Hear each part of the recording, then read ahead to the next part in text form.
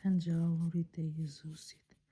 Pas të shtunës në të zbardhunit të dritës, të ditës së parë të javës, shkuan Maria Magdalena dhe Maria tjetër për të parë varrin, kur që ra një tërmet i madh, sepse engjulli i Zotit zbriti nga qielli. U afrua, rrokulli sigurin dhe u ul mbi të. Fytyra e tij ishte por si vetima e petkut i tij i bardhë por si bora.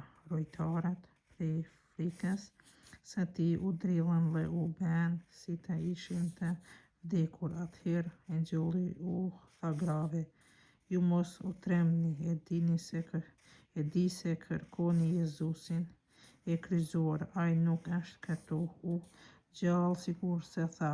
Ejani e shikoni vendin ku ka qenë, ku që vën, e pastaj nxitoni të shkoni e tregoni nxënësve të tij. U ngjall së vdekuri dhe ja po shkon para jush në Galile, atje do të shihni, ja ju tregova."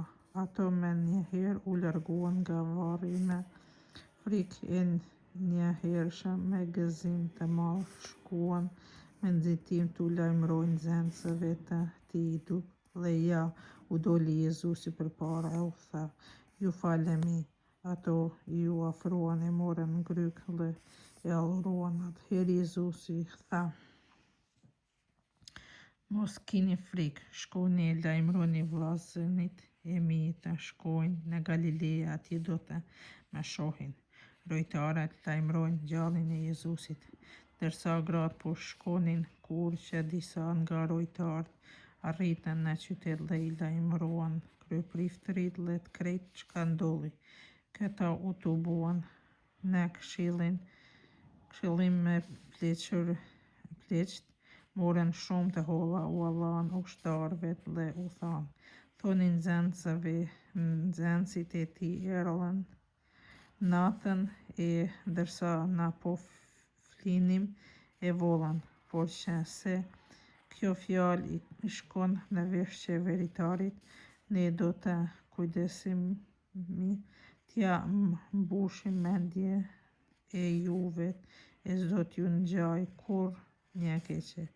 Ata i morën paratë e bënë ashtu si iu mësuan. Ajo përrall është e përhapur ndër Judea dhe sot e kësaj dite.